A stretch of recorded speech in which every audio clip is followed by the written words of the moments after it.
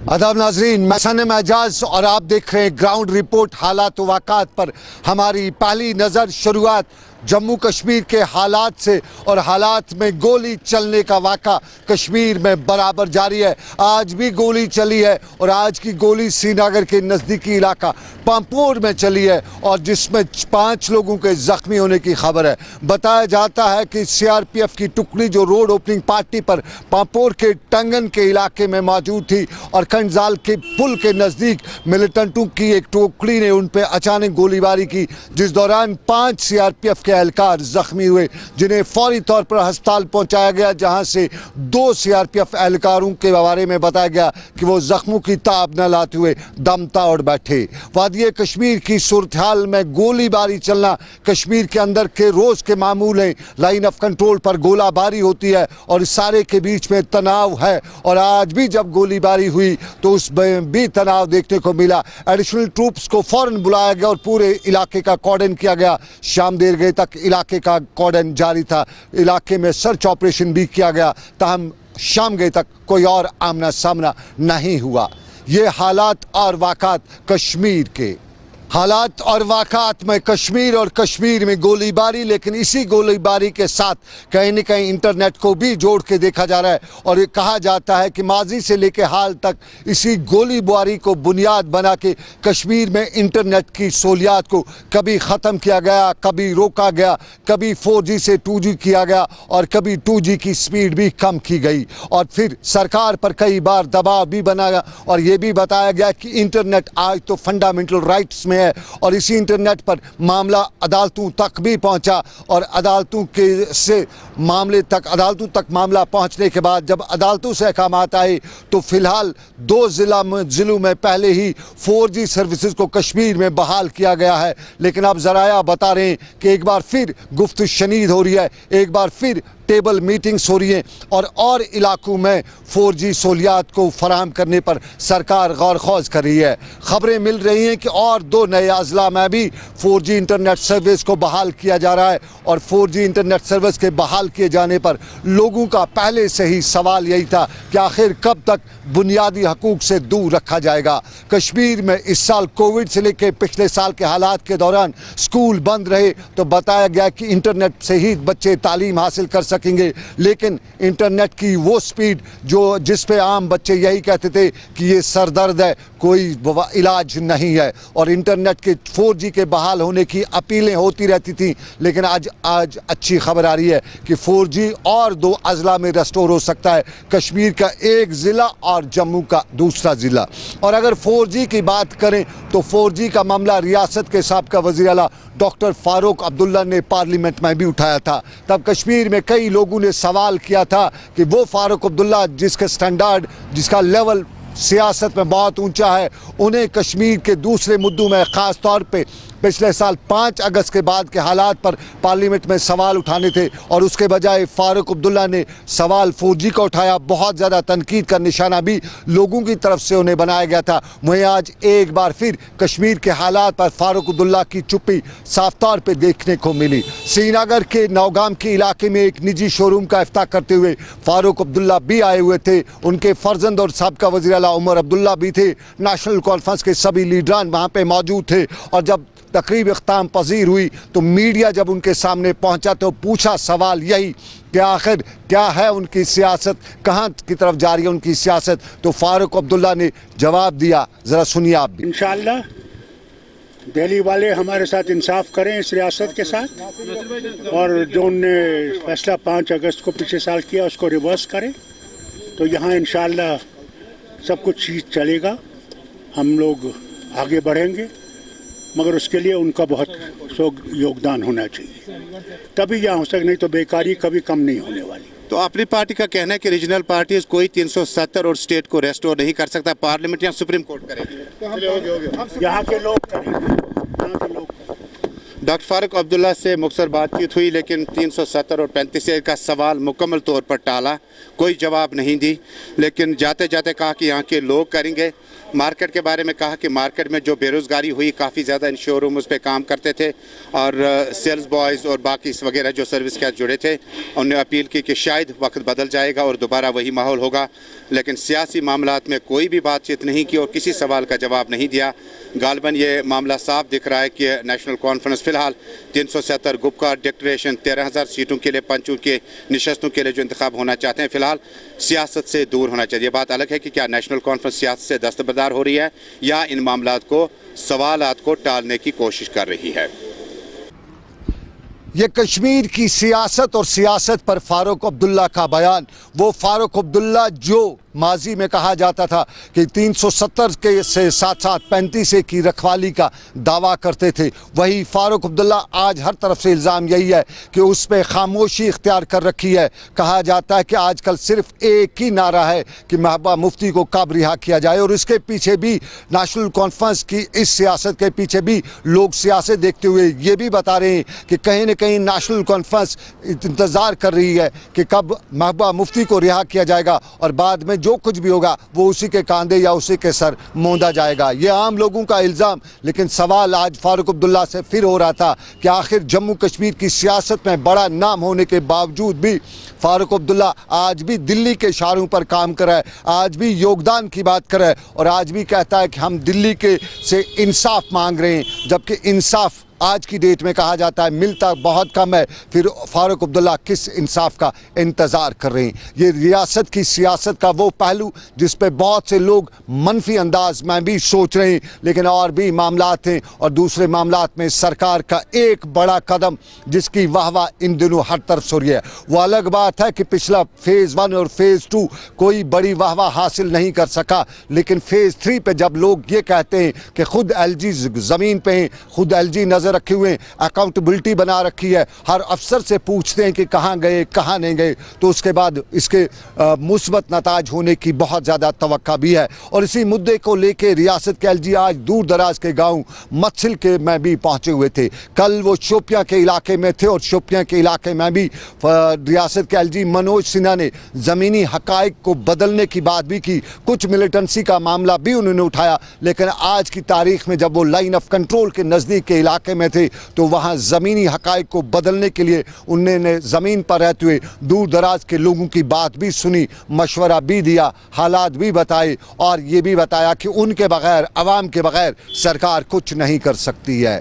ये दूर दराज के इलाकों में खुद रियासत के एलजी पहुँचे हुए थे, लेकिन श्रीनगर के नज़दीकी इलाका सुंबल सोनावारी के इलाके में रियासती एलजी के मुशीर फ़ारूक अहमद ख़ान थे और फ़ारूक अहमद ख़ान ने यहाँ न सिर्फ लोगों से बातचीत की, लोगों के मसाइल सुने, बल्कि लोगों के मसाइल के कुछ मसाइल को मौके पर ही हल करने का अहकाम दिए, कुछ के बारे में बताया कि मशवरा किया जाएगा और ये भी बता डाला कि इंतज़ामिया में आज की डेट में अगर कहीं कोताही नज़र आई तो फिर इंतज़ामिया उसका सख्ती से हिसाब भी लेगी। यहाँ मोटे तौर पर 34 करोड़ की परियोजनाओं पर काम चल रहा है। 6 करोड़ की परियोजनाएं, 60 लाख की परियोजनाएं पूरी हो गई और पहली बार आज़ादी के इतने लंबे समय बाद इस इलाके में बिजली आई है। मैं देश के प्रधानमंत्री जी को इसके लिए साधुवाद देना चाहता हूँ कि हर घर और हर गांव तक बिजली पहुँचे। आज ये दीपावली का माहौल यहाँ दिखाई पड़ रहा है। हम लोगों को रोज़गार उपलब्ध हो, इसके लिए आज एक बहन को यहाँ धन उपलब्ध कराया गया और बैक टू विलेज ये योजना है जो सोशल सिक्योरिटी की स्कीम्स हैं, 100% सेचुरेशन हो, ये कोशिश की गई है। अच्छा काम यहाँ हुआ है। मैं उम्मीद करता हूँ कि यहाँ जो दिक्कतें हैं उन दिक्कतों को भी हम जल्दी दूर करने में सफल हों। एरिया जो है कट ऑफ रहते हैं 6 महीने के लिए, तो उनके लिए कोई सर्विस होगी आने वाले वक्त में, क्योंकि मरीजों को सख्त मुश्किल है। मैंने आपको मेरी बात अगर आपने सुनी है तो भारत सरकार हेली सर्विसेज के लिए फाइनेंशियल मदद देती है। हमने अपनी ओर से राजभवन के दोनों हेलीकॉप्टर्स को भी इस बार इस पूरे विंटर्स में जनता की ज़रूरत के हिसाब से उपलब्ध करा दिया है। हर एरिया में शेलिंग ज़्यादा हो जाती है, तो उसके लिए उनके लिए बैंकर्स वगैरह का इंतजाम किया। बैंकर्स यहाँ 20 बन गए हैं और आने वाले दिनों में और बंकर्स बने, इसकी हम कोशिश करेंगे। बैक टू विलेज 1 का मकसद था बेसिकली ये पता करना कि हुआ क्या है ग्राउंड पे। 70-72 सालों में क्या हुआ है ग्राउंड पर, कई कामों के ऊपर सिर्फ बड़ी देर से एक वो फाउंडेशन स्टोन लगा दिया गया था, उसके बाद पता भी नहीं था रहा होगा कि अब यहाँ पे बनना क्या है, जगह किधर है, पैसा किधर है, प्रोजेक्ट किधर है, कौन सा DPR तैयार हुआ, कुछ भी नहीं था। उसके बाद फिर जब बैक टू विलेज सेकंड में हम आए तो उस वक्त हमने जाकर वहाँ पे पीछे उस डाटा की मदद लेकर हमारा ये था कि हम डिसाइड करें कि अब इसके बाद क्या क्या काम हम करवा सकते हैं, कैसे कैसे करवा सकते हैं। बैक टू विलेज 3 जो है हमारा सबसे इम्पॉर्टेंट इस प्रोग्राम का हिस्सा बना, जिसमें जो सरकारी सीनियर अफसर हैं वो जा रहे हैं और हर एक पंचायत में वो कम से कम 2 रातें 3 दिन वहाँ पे गुजार रहे हैं। और ये तरक्की को, इस पूरे यूटी की तरक्की को बहुत तेज़ रफ्तारी से आगे ले जाने का एक इतना बड़ा इंजन बन रहा है कि इसका रिजल्ट बहुत जल्दी लोगों को दिखना शुरू हो जाएगा। और चलिए बैक टू विलेज पार्ट 3 में कहीं न कहीं इंतजामिया का हर पुर्जा मुतहरिक नजर आ रहा है। और अर्बन लोकल बॉडीज़ के डायरेक्टर रियाज अहमद आज खुद सारे मामलात को लेकर साउथ कश्मीर के मुख्तलिफ इलाकों में थे। अवामी मीटिंग्स भी की, सवालात भी सुने, जवाब भी मौके पर दिए और ये भी बताया कि बहुत से मामलात पर सरकार गौर कर रही है और जो जो मामला सरकार फौरी तौर पे हल कर सकेगी उसको हल किया जाएगा। और कहीं न कहीं अगर कहीं देरी की बात निकलती है तो हो सकता है उसको भी हल किया जाएगा, लेकिन अगर थोड़ी देरी हुई वो अलग बात है। लेकिन ओवरऑल कोशिश सरकार की रहेगी कि हंगामी बुनियादों पर हंगामी मसाइल को हल किया जाए। थर्ड में आज सुबह सवेरे में हमारी ये जो BDC चेयरपर्सन यहाँ कैमू ब्लॉक की हैं, हम दोनों यहाँ पर पहुँच गए। तो हमने अलग सबा यहाँ पर जो पुराने हमें काम्स वगैरह वर्क्स वगैरह आइडेंटिफाई किए थे उनका रिव्यू कर लिया। उसके बाद हमारी ग्राम सभा में हमें हमारे जो हाउसिंग स्कीम है उसका भी हमने रिव्यू किया। कुल मुझे ये पता चला है कि लोगों में थोड़ी सी नाराज़गी पाई गई है, लेकिन अगर in the larger interest of the public बात करेंगे, हमने जो फेज़ फर्स्ट और फेज़ सेकंड में जो 6 काम हमने इनाग्रेट किए थे, 6 का जो आज का स्टेटस है 5 मुकम्मल हुई है, 1 अंडर प्रोसेस है। तो मुझे लगता है दिस इज़ ऑलमोस्ट 90% प्रोग्रेस। तो 90% प्रोग्रेस तो मुझे लगता है this is satisfactory and quite encouraging.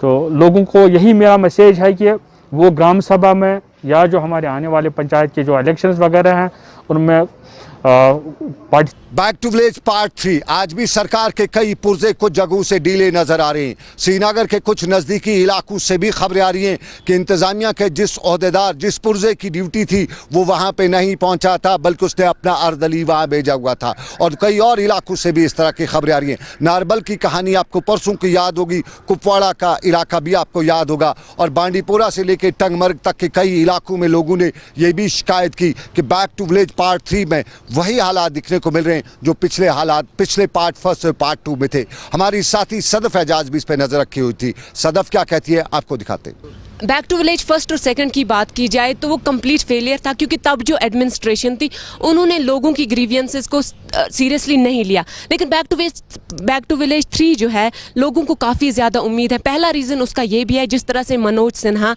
LG जो हैं ग्राउंड पे जाकर लोगों से बातें करते हैं, वो एक सक्सेसफुल साबित हो सकता है। तो लोगों को काफ़ी ज़्यादा उम्मीद है कि बैक टू विलेज 3 शायद overall as compare to previous back to village first and second से सक्सेसफुल रहेगा। कैमरा पर्सन आबिद कादिर के साथ सदफ एजाज। हमारी साथी सदफ का खुलासा ज़मीनी हकाइक पर खुद LG नज़र रखे हुए हैं और उम्मीद लोगों को है कि अब की बार कुछ न कुछ बदलाएगा, ज़रूर बदलेगा। लेकिन हालात और वाक़ात में बहुत कुछ बदलने की ज़रूरत है। SOPs का ख्याल आज भी नहीं रखा जाता है। सरकार के दफातर की बात अलग सही, इम्तहानी मराकज़ 10+2 10th के बैकलॉग इम्तहानात आजकल हो रहे हैं और बैकलॉग के इन इम्तहानात में आज जब पटन के इलाके में बोर्ड हुकाम ने छापामारी की तो मालूम हुआ कि SOPs का ख्याल नहीं रखा गया है और इन इम्तिहानी मराकज़ में जो SOPs का ख्याल रखना था वो साफ तौर पे लग रहा था कि दूर दूर तक नज़र नहीं आ रहा है।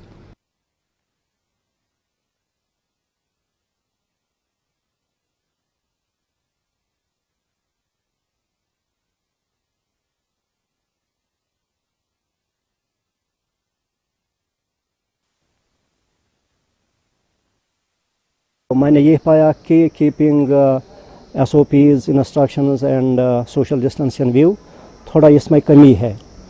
तो जब मैंने बात की सुपरिटेंडेंट यहाँ 2 सेंटर्स हैं उनसे बात की तो उन्होंने बोला कि हमें यही जगह मिली, तो they are not to be blamed superintendents. लेकिन चाहिए था कि इसके जो मैनेजिंग बॉडी है, they are suppose to offer and give facility of this accommodation, लेकिन पूरी तरह से वो यहाँ नहीं है।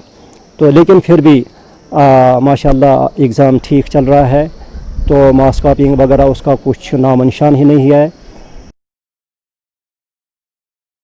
ये कोविड के हवाले से मामलात और कोविड के हवाले से आप जानते हैं मुल्क से लेकर जम्मू कश्मीर में अभी हालात नहीं बदले हैं, अभी वही चल रहा है जो पहले दिन था। ख़तरा वही है, सिर्फ डर कम हुआ है, ख़तरा बराबर जारी है। सब लोग जानते हैं कि सामने बला है, लेकिन डरते नहीं हैं, इसलिए हालात को ईजी तौर पे ले रहे हैं। लेकिन आपको नाज़रीन बताएं कि कश्मीर के हालात में शोपियां का फेक एनकाउंटर भी सबकी नज़र में है। शोपियां के फेक एनकाउंटर पे जानते हैं लोग के डेड बॉडीज़ जो थी, जो मयती थी, उनको भी निकाला जा चुका है, लवाकीन के हवाले किया जा चुका है। और उन डेड बॉडीज़ को जब राजौरी के इलाके में कल पहुंचाया गया तो वहां ठाठे मारता हुआ समुंदर भी था। आओ बका अपनी जगह पे, इल्ज़ामात अपनी जगह पे, हालात उन डेड बॉडीज़ की यही बता रही थी कि वाकई में इंसाफ के तकाजे पूरे नहीं हुए हैं। और आज इस मामले में आपको बताते चलें कि पुलिस ने 2 लोकल लोगों को, जिन्हें कोलैबोरेटर्स कहा जाता है, उनको गिरफ्तार किया है। लेकिन उनके लवाकीन श्रीनगर की प्रेस कॉलोनी में आज पहुंचते हुए वाविला करे थे, दाद फरियाद सुना रहे थे, बता रहे थे कि कहीं न कहीं कश्मीरी को ही इस इल्ज़ाम में झोंकने की तैयारी है। और बेगुनाहों का उनका इल्ज़ाम था कि बेगुनाहों को फांसी के फंदे पर चढ़ाने की ये तैयारी की जा रही है। श्रीनगर की प्रेस कॉलोनी में इल्ज़ाम लगाते हुए बताया जा रहा था कि कोलैबोरेटर्स तो बाद की बात है, पहला उन लोगों को गिरफ्तार होना चाहिए जिन्होंने गोली चलाई है, उन लोगों को गिरफ्तार होने चाहिए जिन्होंने बताया था कि हमने तो बड़ा मौका तय किया, हमने तो हथियार भी जब्त किए। उनके खिलाफ कोई कार्रवाई नहीं, बल्कि कार्रवाई गरीब कश्मीरी के खिलाफ होती है जिसको कोलैबोरेटर का इल्ज़ाम आयद करते हुए तंग तलब किया जाता है। ताबिश गसन यालो सु बेगोना बेकसूर बेखता तमिस पे आव इल्जाम अखबार वनकन तमिस मौसम बचस पे तमिस सुनक अकिस गरीब खानस मोज की त्रट तमिस सुनक अकिस गरीब खानस वनकन खश कर वनकन तमिस मम्मी हार्ट पेशेंट तमिस मम्मी रपि दह लागान मजूरी गसन मजूरी करान दोस गसन काटन देन अमिस मम्मी लागान वनकन गई 2 रेत बचस सानिस ताबिश बंद अगर 2 रेतन 50 दोन सोन ताबिश गब सह कत यमो थोमुत 5 दह कत ओनुक सह मुलजिम बनायित तमिस क्या वनो आज हसा मुलजिम तिमन अपील करान कि सन कत वात तिमन तम अगर तुम यव तम दोपो अमिस कहें आज कत कैसा बोरो अमिस कालस पे आज कत बोरो अमिस कालस इल्जाम। श्रीनगर की प्रेस कॉलोनी में ताबिश नज़ीर के वालिदैन इल्ज़ाम लगा रहे थे और इल्ज़ामात के बीच में कहीं न कहीं बात सच्ची भी नज़र आ रही है। बात सच्ची यही है कि तब इल्ज़ाम यही लगाया गया था कि मिलिटेंट्स ने हम पे हमला किया, हमने घेरा किया, वहाँ से गोलियाँ चली और उन गोलियों के जवाब देते हुए ये 3 मारे गए।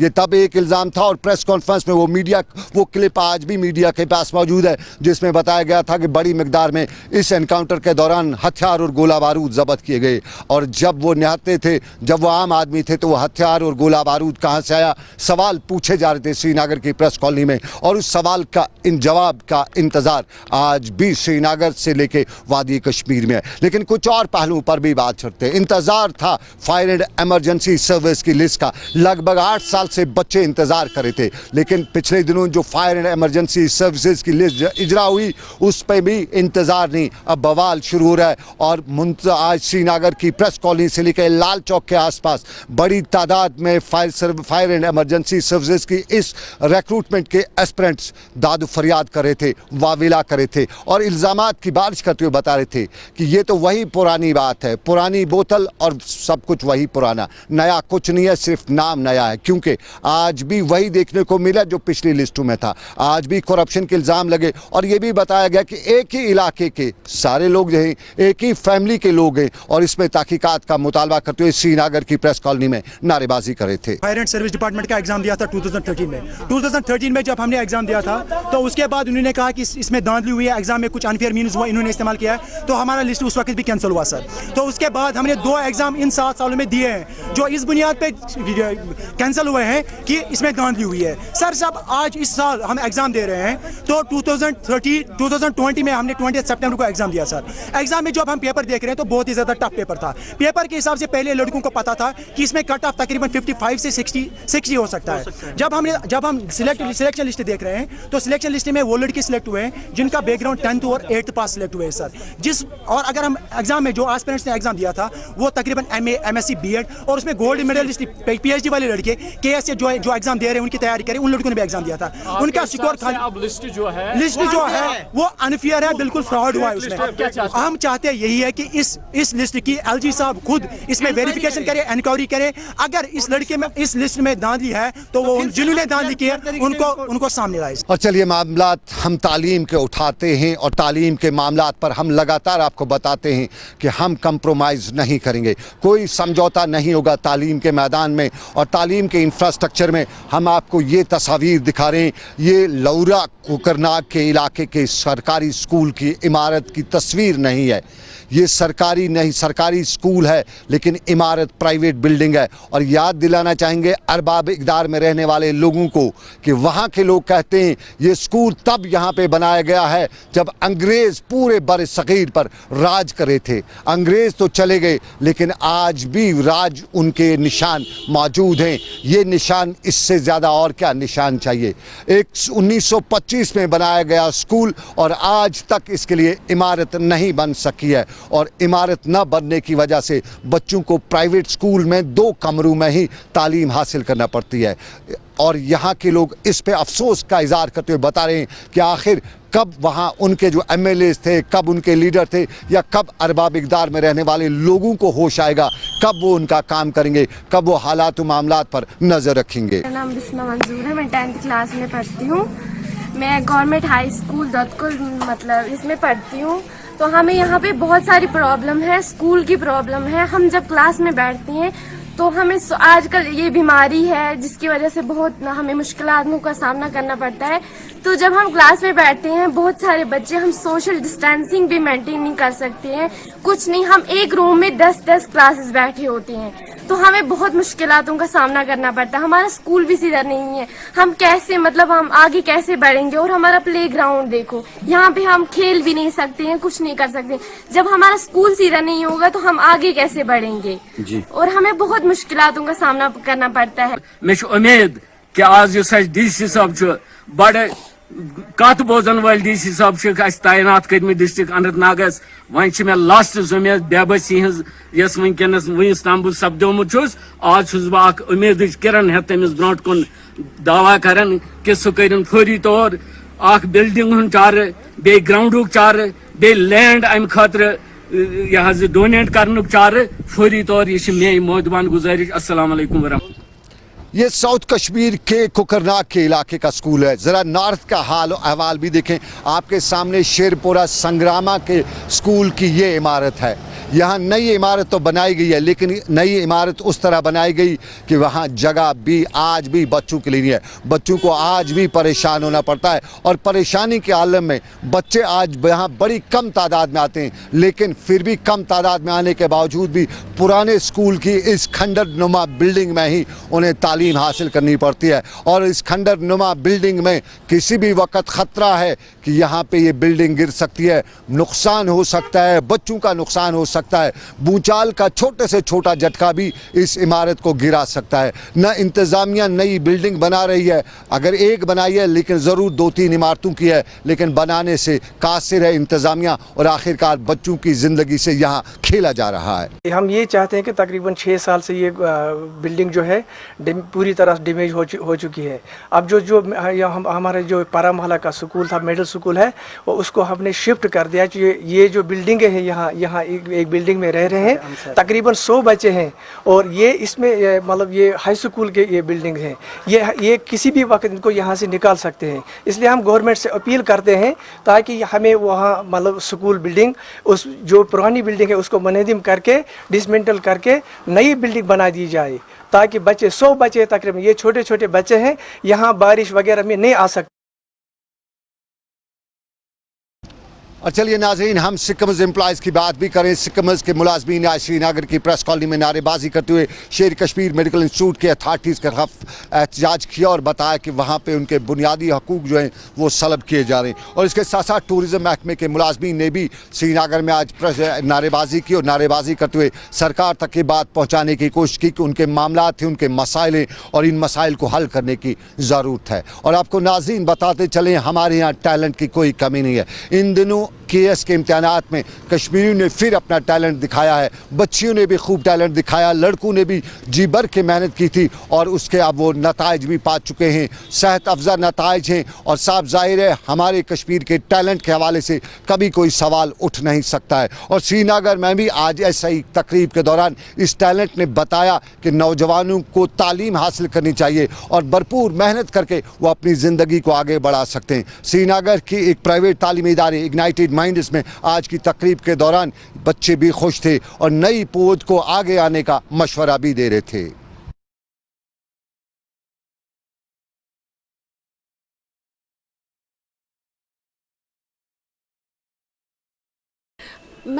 मेरे तो बहुत ज़्यादा सपने हैं। I want Kashmir to be a prosperous society, to be a very मतलब बेनिफिशियल सोसाइटी जिससे हर एक का बेनिफिट हो। तो पैशन तो बहुत ज़्यादा है, ऑनेस्टी से काम करना है, इंटेग्रिटी से काम करना है, करप्शन फ्री कश्मीर बनाना है। कोचिंग सेंटर से ज़्यादा अच्छी टर्म रहेगी गाइडेंस। मुझे लगता है गाइडेंस ही बहुत ही ज़्यादा इंपॉर्टेंट है in the initial phases of preparation. उन लोगों से गाइडेंस लीजिए जिन्होंने ये एग्ज़ाम क्रैक किया है, उनको अपने मेंटर्स बनाइए, उनके साथ कंटैक्ट में रहिए, इंशाल्लाह you will qualify this exam. और नाज़रीन, चलते चलते आपको ये भी बताते चलें कि हमारे कश्मीर में बताया जाता है कि लैंड माफिया है, लेकिन इस लैंड माफिया के पीछे कौन है? गौर करिएगा, लगता यूँ है कि पूरा रेवेन्यू डिपार्टमेंट उनसे मिला हुआ है, लगता यूँ है कि पूरा म्यूनिसिपल कॉरपोरेशन उनसे मिला हुआ है, लगता यूँ है कि इस लैंड माफिया के साथ पूरा पुलिस मिला हुआ है। कई मिसालें हैं। परसों हमें श्रीनगर के नज़दीकी इलाका बडगाम के ऊपरी इलाके में एक मिसाल देखने को मिली जहाँ सरकारी ज़मीन पर कब्जा करने के लिए एक बड़े ठेकेदार के साथ पूरा पुलिस का पलटन आया हुआ था। और बताया जाता है कि वहां सरकारी जमीन को जब कब्जा किया गया शेखपुरा के इलाके में तो पुलिस उनका सपोर्ट कर रही थी, रेवेन्यू डिपार्टमेंट कागज फराहम कर रहा था। ये एक कहानी। लेकिन श्रीनगर के पारिमपुरा के इलाके में सरकारी जमीन नहीं है, गरीब की जमीन को हड़पने के दौरान जब उस शख्स ने कार्रवाई की, इंतजामिया से ऊपर से लेकर जब ऑर्डर लाया वहाँ पे उस ज़मीन को खाली करवाने का, तो पिछले 3 महीनों से उस शख्स को दर बदर के ठोकरें खाने पड़ती हैं। बताया जाता है कि ज़मीन मालिक को कभी तहसीलदार नहीं आता है, कभी रेवेन्यू की अथॉरिटी का दूसरा अफसर का बहाना होता है और कभी म्यूनिसिपल कॉरपोरेशन के लोग नहीं आते, कभी पुलिस सपोर्ट नहीं करती है और यूँ वो अदालतों के चक्कर काटते काटते अब ज़मीन तो दे चुका है, कहते हैं कि बहुत कुछ और भी उसका जा रहा है। हमारी इंतज़ामिया का ये पहलू और इस पर सवाल उठते हैं श्रीनगर के शालटेंग इलाके के रेवेन्यू डिपार्टमेंट पर। वहाँ के तहसीलदार से लेकर पटवारी तक सबके बारे में कहा जाता है कि वहाँ खाना पूरी की जाती है और मुफ्त में खाना पूरी तो कहीं होती नहीं है। बताया जाता है कि उस खाना पूरी के पीछे उन्हें कुछ मिलता भी है, तभी ऐसा किया जाता है। ये कहानी, ये मामला हम इंतज़ामिया के साथ उठा चुके हैं। अब देखते हैं कि इंतज़ामिया इस मामले में आगे क्या करेगी। लेकिन फिलहाल बताते चलें कि खाना पूरी के नाम पर गरीब का मस्कन भी लूटा जाता है और ये श्रीनगर के शालटेंग के इलाके में सरकार के रेवेन्यू डिपार्टमेंट अथॉरिटीज़ की छतर छाया में होने का इल्ज़ाम लगाया जाता है। लेकिन इसके साथ ही बताएं कि आप देख रहे थे ग्राउंड रिपोर्ट सनम के साथ। फिलहाल आज के इस प्रोग्राम से मुझे मेरे साथी आबिद कादिर के साथ दीजिए इजाज़त। आप रखिए अपना ख्याल। अल्लाह हाफिज़।